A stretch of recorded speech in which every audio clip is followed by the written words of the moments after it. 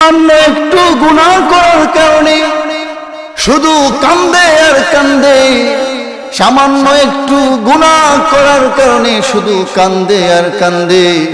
আল্লাহর নবী বিশ্ব নবী রাহমাতুল লিল আলামিনের একজন সাহাবী ছিল, সাহাবীর নাম ছিল সালাবাতুল আনসারী।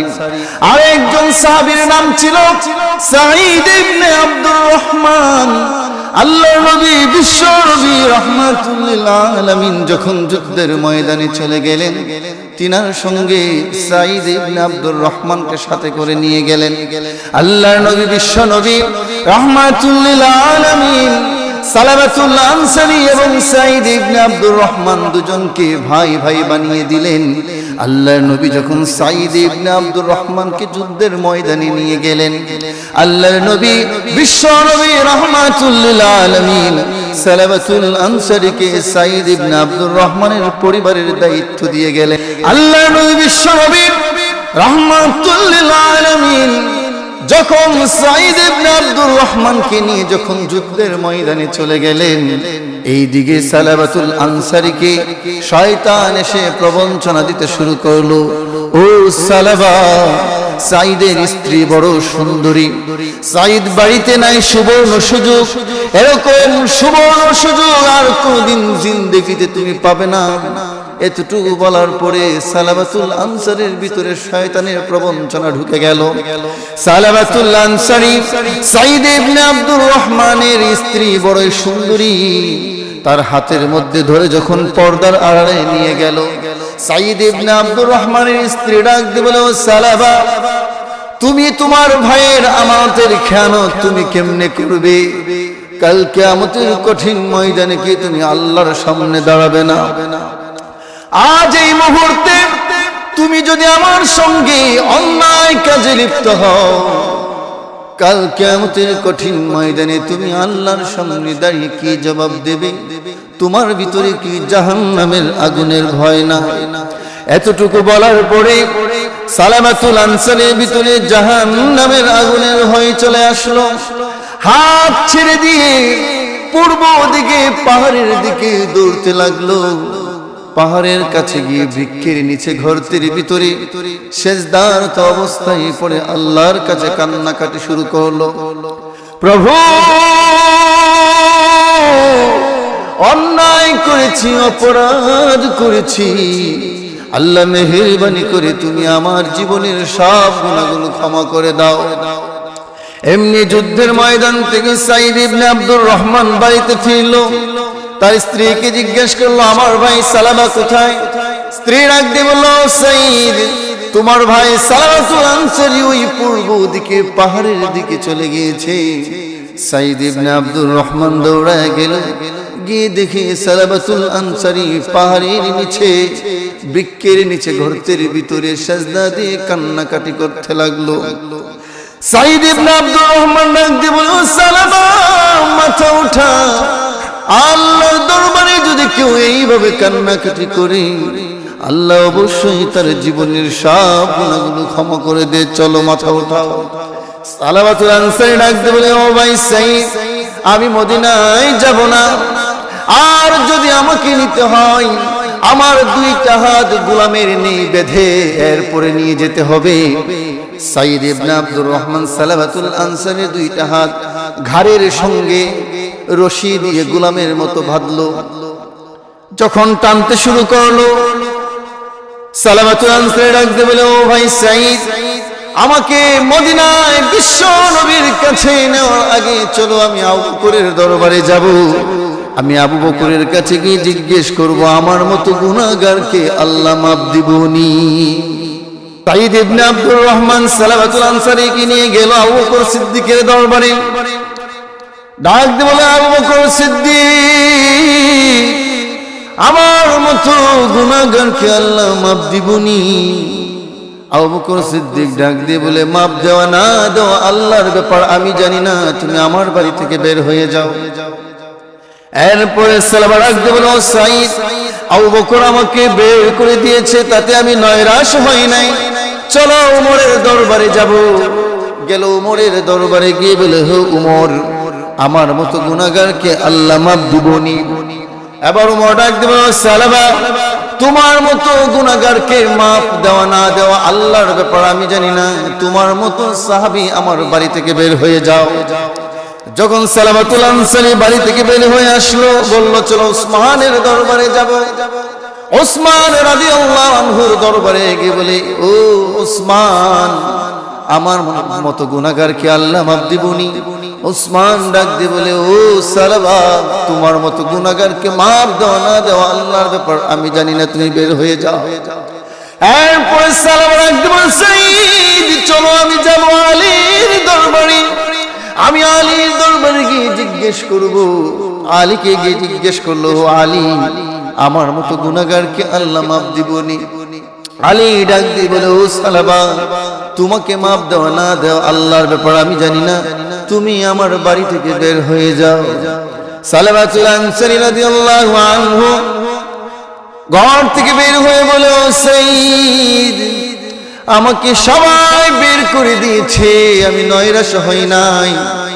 সাইদ ইবনে আব্দুর রহমান ডাক দিয়ে বলে, ও সালাবা সবাই তোমাকে বের করে দিতে পারে, কিন্তু আল্লাহর নবী বিশ্ব নবী রাহমাতুল লিল আলামিন মায়ার নবী দয়ার নবী কোনদিন বের করতে পারবে না, চলো বিশ্ব নবীর দরবারে।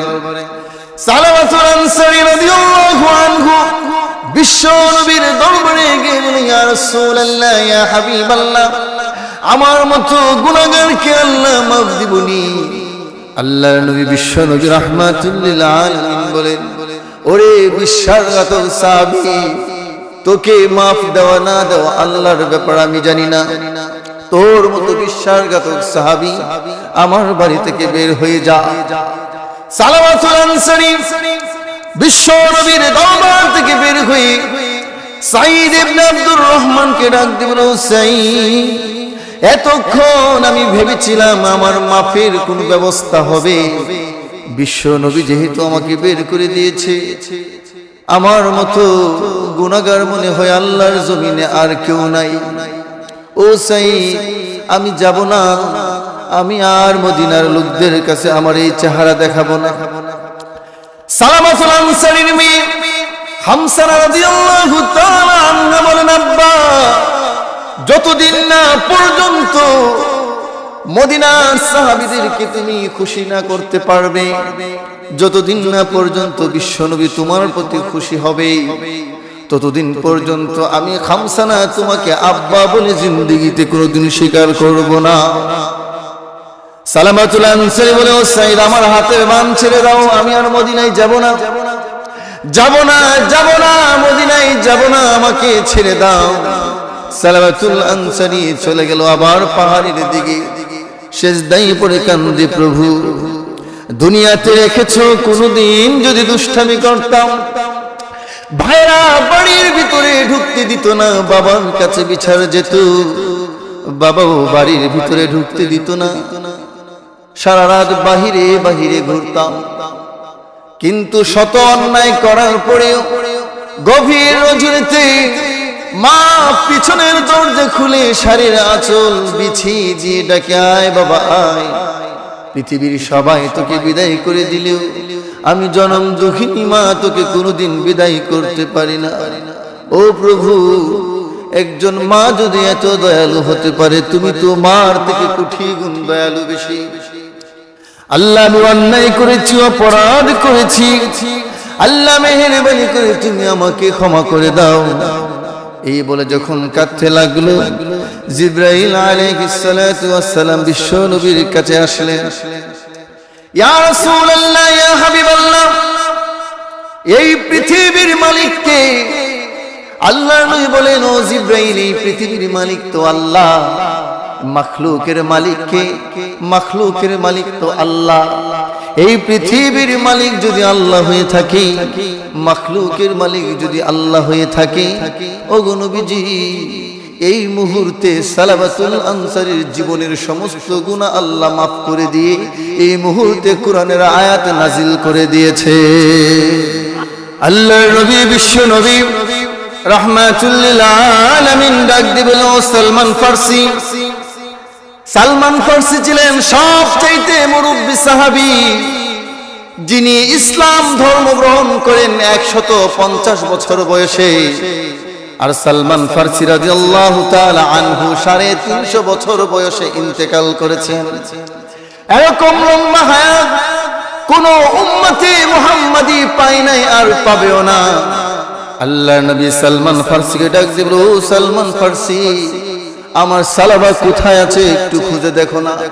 আবু বকর ডাক দিল, ইয়া রাসূলুল্লাহ, আমিও যাব, আমিও দোষী, আমার কাছেও গিয়েছিল। ওমর ডাক দিল, ইয়া রাসূলুল্লাহ, আমিও যাব, আমার কাছেও গিয়েছিল, আমিও বিদায় করে দিয়েছি। উসমান এবং আলী ডাক দিল, ইয়া রাসূলুল্লাহ, ইয়া হাবিবাল্লাহ, আমার কাছেও গিয়েছিল, আমিও বিদায় করে দিয়েছি, আমরাও যাব। এইভাবে বলে 5 জন সাহাবী রওনা হলো সালামাতুল আনসারীর খুঁজে। খুঁজতে খুঁজতে পাহাড়ের আড়ালে ক্ষেত খামারে যারা কৃষকেরা কাজ করে তাদের কাছে গিয়ে জিজ্ঞেস করলো, ও ভাই, সালাবা নামে কাউকে চিনুনি? ক্ষেত খামারের লোকেরা বলল, না, সালাবা নামে কাউকে চিনি না, কিন্তু তোমাদের লোকের কিছু উদাহরণ নিশানা দাও। বলে যে শুধু কান্দে আর কান্দে। কৃষকেরা ডাকতে বলল, তাও জানি না, কিন্তু আমরা যখন ঘুমাতে যাই, ঘুমানোর সময় কে যেন চিৎকার করে শুধু কান্দে আর কান্দে জাহান্নামের আগুনের ভয়ে। তার কান্নার আওয়াজে আমরা ঘুমাতে পারি না, মনে হয় ওই লোকটাই তোমাদের লোক হতে পারে। এরপরে 5 জন সাহাবী মিলে রওনা হলো। গিয়ে দেখে পাহাড়ের আড়ালে বৃক্ষের নিচে গর্তের ভিতরে সালাওয়াতুল আনসারী সিজদা দিয়ে কান্দে, প্রভু গো, অন্যায় করেছি, অপরাধ করেছি, মেহেরবানি করে তুমি আমাকে ক্ষমা করে দাও। আবু বকর সিদ্দিক রাদিয়াল্লাহু আনহু রাখতে বলেন, হ্যাঁ সালাবা, মাথা উঠা। সালাওয়াতুল আনসারী ডাক দিয়ে বলেন, অন্ধকারে মানুষ চেনা যায় না, কিন্তু তোমার কণ্ঠে, তোমার আওয়াজে মনে হলো তুমি আবু বকর, তুমি না আমাকে বিদায় করে দিয়েছো। যতক্ষণ না আল্লাহ রাব্বুল আলামিন আমাকে ক্ষমা করবেন, ততক্ষণ পর্যন্ত আমি সিজদা থেকে মাথা উঠাবো না। ওমর ইবনুল খাত্তাব ডাকতে বলে, ও সাহাবা, মাথা উঠাও। এই মুহূর্তে আল্লাহ রাব্বুল আলামিন তোমার গুনাহ মাফ করে দিয়েছে, আর আল্লাহর নবীর কাছে কোরআনের আয়াত নাজিল করে দিয়েছে। সালাবাতুল আনসারী রাদিয়াল্লাহু আনহু মাথা উঠিয়ে আল্লাহর শুকরিয়া আদায় করে বলে, প্রভু গো, পৃথিবীর সবাই বিদায় করে দিলেও তুমি তোমার গুনাহগার বান্দাকে কখনো বিদায় করতে পারো না। সালাবাতুল আনসারী রাদিয়াল্লাহু আনহু সহ রওনা হলেন সাহাবীরা। মদিনায় পৌঁছাতে পৌঁছাতে ফজরের আযান দিয়ে দিল। আল্লাহর নবী ইমামতিতে দাঁড়ালেন। তারা সকলেই পিছন নামাজে নিয়ত বাঁধলেন ফজরের নামাজ। বিশ্ব নবী যখন পড়লেন আল্লাহকুমুত তাকাসুর, এমনি শুনে বিকট একটা শব্দের আওয়াজ। আবার যখন পড়লেন হাত্তা যুরতুমুল মাকাবির, আবার বিকট শব্দের আওয়াজ। আল্লাহর নবী, বিশ্ব নবী রাহমাতুল লিল আলামিন এমনি সালাম ফিরালেন, আসসালামু আলাইকুম ওয়া রাহমাতুল্লাহ, আসসালামু আলাইকুম ওয়া রাহমাতুল্লাহ। সালাম ফিরিয়ে দেখে সালামাতুল আনসারী জমিনের মধ্যে পড়ে গড়াগড়ি করতেছে। আল্লাহর নবী, বিশ্ব নবী রাহমাতুল লিল আলামিন দৌড়ে গেলেন সালামাতুল আনসারীর কাছে। যার সাথে সাথে সালামাতুল আনসারীর নড়াচড়া বন্ধ হয়ে গেল। আল্লাহর নবী, বিশ্ব নবী রাহমাতুল লিল আলামিন বলে, ও সালমান ফারসি, আমার সালাবার চোখে মুখে পানি দাও, পরীক্ষা করে দেখো আমার সালাবার কি অবস্থা। সালমান ফারসি রাদিয়াল্লাহু আনহু পরীক্ষা করে দেখে সালমান ফারসি কলিজা ফেটে চিরদিনের জন্য পৃথিবী থেকে বিদায় হয়ে গিয়েছে। সালমান ফারসি ডাকতে বলে, ইয়া রাসূলুল্লাহ, ইয়া হাবিবাল্লাহ, আপনার সালাবার মুখে চোখে পানি দেওয়ার কোনো প্রয়োজন নাই। সালাবাতুল আনসারী কলিজা ফেটে চিরদিনের জন্য এই পৃথিবী ছেড়ে চলে গিয়েছে। আল্লাহর নবী, বিশ্ব নবী রাহমাতুল লিল আলামিন বলেন, ও ও সাহাবীরা, আমার সালাবার গোসলের ব্যবস্থা করো, কাফনের ব্যবস্থা করো, আমি বিশ্ব নবী তার জানাজা পড়াবো। এমনি তার মেয়ে খামসা রাদিয়াল্লাহু তাআলা আনহা এসে বাবার লাশ জড়িয়ে ধরে বলতেছে, বাবা তুমি তোমার অঙ্গীকার পূরণ করেছো, তুমি তোমার ওয়াদা পূরণ করেছো, তুমি মদিনার সাহাবীদেরকে খুশি করেছো, বিশ্ব নবীকে খুশি করেছো, এমনকি আল্লাহ পর্যন্ত আল্লাহকে তুমি খুশি করেছো। ও আব্বা, আমি যে চিরদিনের জন্য আমার আব্বা হারালাম, আমি এখন আর কাকে আব্বা বলে ডাকবো? আল্লাহ নবী বলে, খামসানা আর কান্দিস না, তোর কান্না আমার বুকে ভীষণ ব্যথা পার, কান্দিস না, তোর আব্বা চলে গেছে তাতে কি হয়েছে, চিন্তার কোনো কারণ নাই, বাকি জিন্দেগির জন্য বিশ্ব নবী তোমার আব্বা হয়ে গেল। আল্লাহ নবী বিশ্ব নবী রাহমাতুল লিল আলামিন জানাজা পড়িয়ে যখন লাশ নিয়ে যখন কবরের দিকে রওনা হলেন, আল্লাহ নবী দুই পায়ের আঙ্গুল ভর দিয়ে দিয়ে কবরের দিকে যাচ্ছে। ওমর ইবনে খাত্তাব বলে, ইয়া রাসূলুল্লাহ, ইয়া হাবিবাল্লাহ, পুরো পাওটা জমিনে রাখেন না কেন? পুরো পাওটা জমিনে না রেখে যদি আপনি হাঁটেন তাতে তো আপনার কষ্ট হয়। আল্লাহ নবী বলেন, ও উমর, তুমি জানো না আল্লাহ রাব্বুল আলামিন রাজি খুশি হই এই এলাকাতে এত রহমতের ফেরেশতা আল্লাহ নাজিল করেছেন তার জানাজায়, আমি বিশ্ব নবী পুরো পাওটা এই জমিনে রাখার মতো জায়গা খুঁজে পাচ্ছি না।